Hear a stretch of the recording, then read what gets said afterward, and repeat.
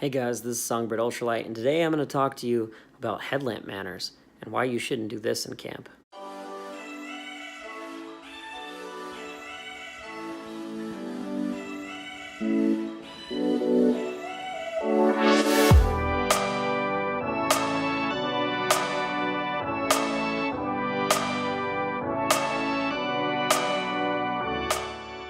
So awesome.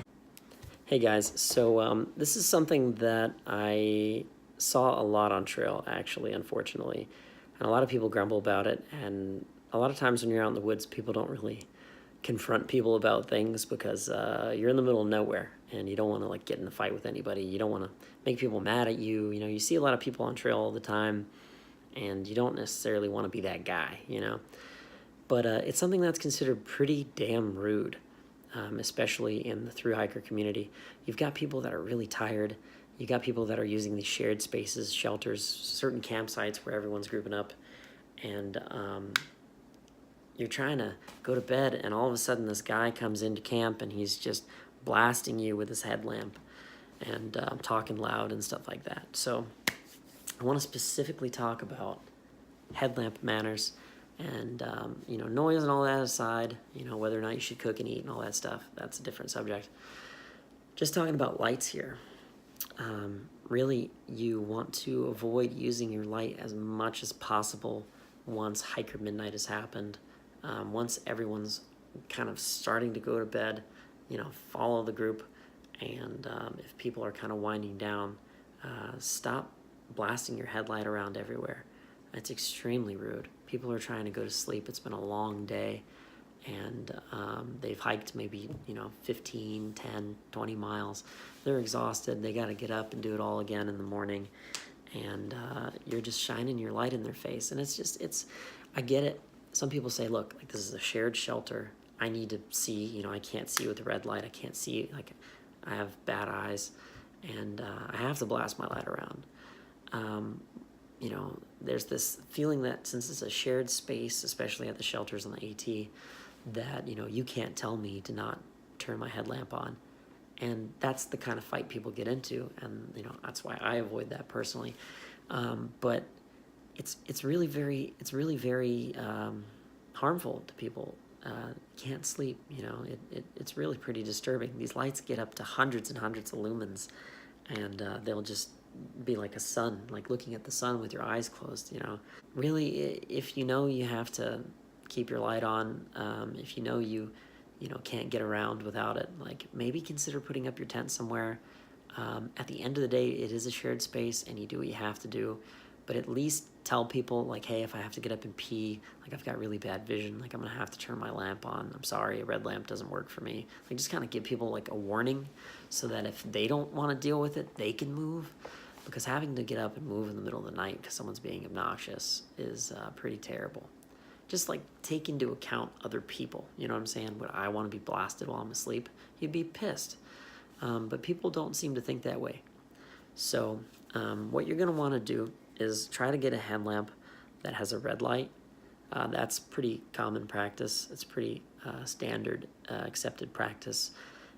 Even if it's a bright red light, arguably brighter than a white light, people will be like, oh, well, he's using a red light. Like, that's what you're supposed to do. Even if you have a red light, I'd say hold down your feature, have a dimming feature, turn it down a little bit. It doesn't need to be that bright to get around. Take your time, slow down. You know, you're being quiet anyway. You're being respectful of other people trying to sleep. So the ability to dim even the red light is important, because if you're blasting a red light around, these can get pretty darn bright.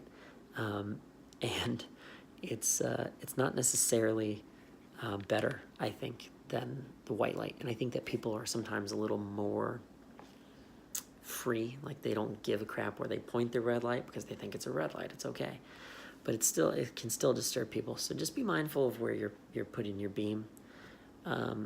So that's red lights.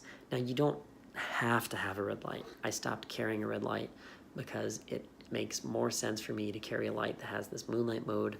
Doesn't necessarily, these little lights don't necessarily have red lights, different color lights. It's extra features, extra weight and stuff. But a moonlight mode will be, for me, I think, just as good as a red light. I've never been woken up by anyone's red light or anyone's moonlight mode light. A blast of 150 lumens, 200 lumens, like one of these storms with like 500 lumens or wherever it gets to, you're gonna wake somebody up. But I don't really get woken up by little moonlights and things. So after using the red light when people are trying to sleep, being mindful of where your beam is, it's important to talk about being mindful of where your beam is when you're talking to other people. So if I sat here in this entire video and I just blasted the camera with the light and just, you know, like maybe yeah, there we go. We're messing with the exposure settings and it's just kind of weird to look at. Like if I was looking at you in the dark and you're right here, you're not gonna be able to see a thing. You're just gonna be able to see my light. You wouldn't be able to see anything. And you're gonna have to turn your light up in order to see. If you can let your night vision kind of set in a little bit at night, night vision at night, you're gonna be able to see a little bit better in the dark. You're gonna feel a little bit more comfortable. You're not gonna feel like the darkness is kind of being oppressive on you. It's not nice to get blasted in the eyes with a really bright light. Like you can almost kind of feel a little, like almost pain in the back of your eyes from some of these really bright headlamps. And it makes it so that you get spots in your vision and you really just generally can't see anything else except for this person's light. So I know I've been pretty bad about it in the past. I gotta be honest, guys, with a headlamp, I'm not always, any head mounted even on my hat, I'm not always that great about making sure that I don't blind someone that I'm talking to. A lot of times in the dark, I try not to look directly at someone that I'm talking to because I'm not gonna be able to see past their light either.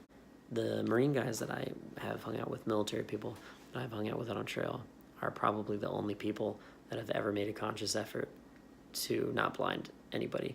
And they're the ones that put it in my head that I need to be more conscious about that. And it's kind of hard to remember, you know, because you're just looking around and doing stuff and then, oh, and you've just blinded somebody. But it's definitely worth trying to get better at because it's pretty obnoxious to get blinded.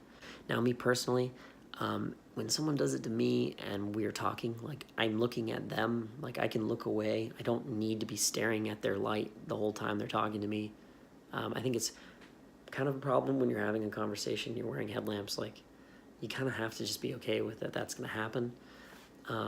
But it is a little ridiculous that people get a little weird about it, I think. But you really don't have to be looking at someone to talk to them. I think that there's like a lot of this feeling that it's disrespectful to not look at someone when you're talking to them. But really practicality wise, it's like just get the job done. Just do what you're doing, talk to them. You know, you don't have to stare at them with your light on. That solves like 90% of the problem right there. Another thing that we figured out when we were hiking as a group of 3 or 4 people is that the person with the brightest headlamp actually needs to be in the front of the pack. And you should kind of step back, like whoever has the next brightest.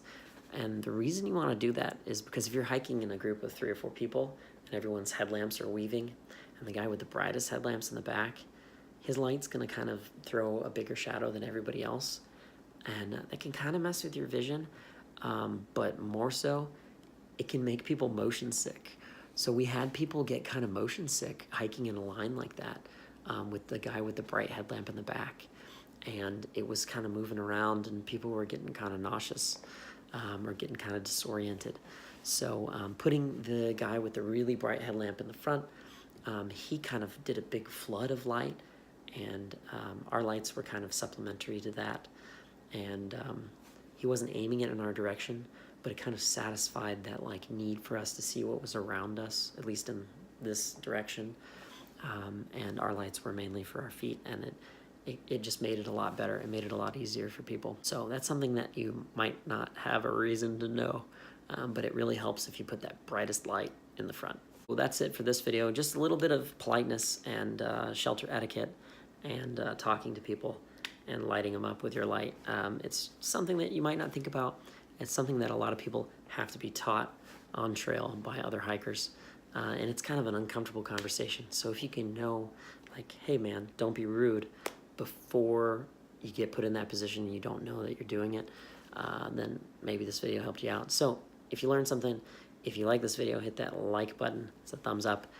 If you want to see more content like this, if you want to see more Gear Talk videos, more in-depth actual use stuff, hit that subscribe button and it will keep coming. Thank you so much guys for watching, and we'll see you in the next video.